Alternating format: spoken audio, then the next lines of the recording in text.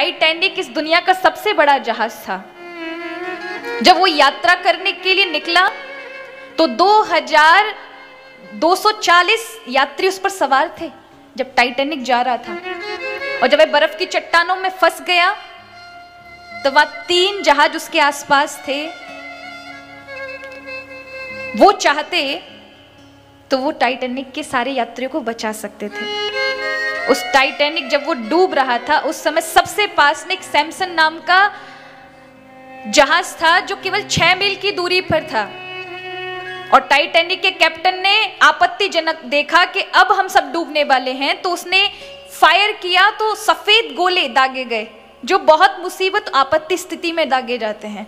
जब उसने देखा, चित्कार सुनी, लेकिन वो सैमसन का उस जहाज का कैप्टन जो 6 मील की दूरी पर था, उसने देखते हुए, चित्कार सुनते हुए यात्रियों के कि वो डूब रहे हैं, फिर भी नहीं बचाया। क्यों? क्योंकि उस समय वो इलीगल फिशिंग कर रहा था। वहां पर जीव जंतु, जो समुद्री जीव जंतु थे, उनका गैर आधिकारिक रूप पर शिकार करना, और वो नहीं चाहता था कि वो वहां जाए तो पकड़ा जाए। पर उसने अपनी गलतियों को, गुनाहों को छुपाने के चक्कर में इतने लोगों की जान से उन लोगों को हाथ धोना पड़ा। ये जहाज हम लोगों में से, उनमें से है जो केवल अपने पापों की जिंदगी में इतने व्यस्त हैं कि उनके अंदर से मानवता मर चुकी है। वो किसी की सहायता नहीं कर सकते, केवल उसमें कालाबाजारी जरूर करेंगे, लोगों को ठगने का, लोगों का इस समय दुरुपयोग करने का, कि लोगों से जिस समय जहां लोगों को आवश्यकता है मदद की, वहां लोगों से पैसे छीनने और अपने पैसे बनाने, चांदी बनाने के चक्कर में है।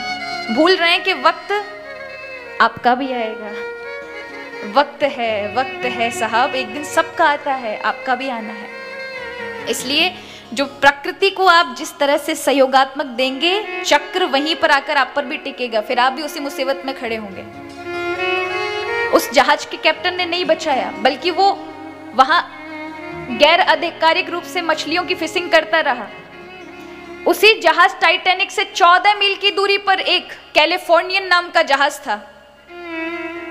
उसने भी जब वो फायर देखा, वो शोले देखे जलते हुए, तो उसने सोचा कि अगर अभी जाऊंगा तो चट्टानों के बीच में टाइटैनिक फंसा हुआ है, मैं जाऊंगा तो मुझे भी चट्टानों से घूमकर जाना पड़ेगा, इसलिए सुबह का इंतजार करता हूं, सुबह खुलेगा तब जाऊंगा।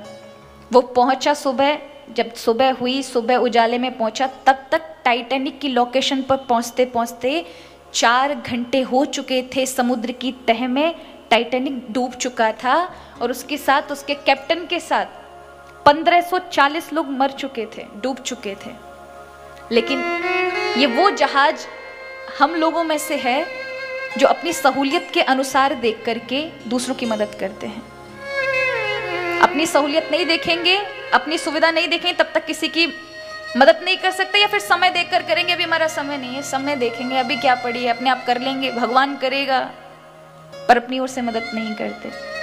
तीसरा जहाज जिसका नाम था कारपैथिया, वो 64 मील की दूरी पर था। उसने रेडियो के माध्यम से टाइटैनिक के यात्रियों की चित्कार, पुकार, चीखें सुनी थी। उसका रास्ता अलग था, लेकिन ये कहते हैं इंसानियत। उसने अपना रुख मोड़ लिया टाइटैनिक की ओर। बेकार मौसम और बर्फीली चट्टानों का बिना उन्हें नजरअंदाज किए हुए पहुंच गया। लेकिन जब वो लोकेशन पर पहुंचा तब तक टाइटैनिक को 2 घंटे बीत चुके थे डूबे हुए। लेकिन यही ऐसा जहाज था जिसने 700 यात्रियों को जीवित बचाया। ये वो जहाज, उनमें से हम हैं, हम में से वो लोग हैं जो मुसीबत में भी, चुनौतियों का सामना करते हुए भी लोगों की मदद करते हैं। हम भी आज इस माहौल में विश्व रूपी टाइटैनिक पर बैठे हुए यात्री हैं। सभी, किसी की भी अपनी सामर्थ्य अनुसार जीवन बचा लिया तो इस टाइटैनिक में डूबते हुए किसी एक प्राणी के जीवन बचाने का पुण्य आपको अवश्य प्राप्त होगा। इसलिए आए सब एक दूसरे की मदद करें, एक दूसरे का साथ दें।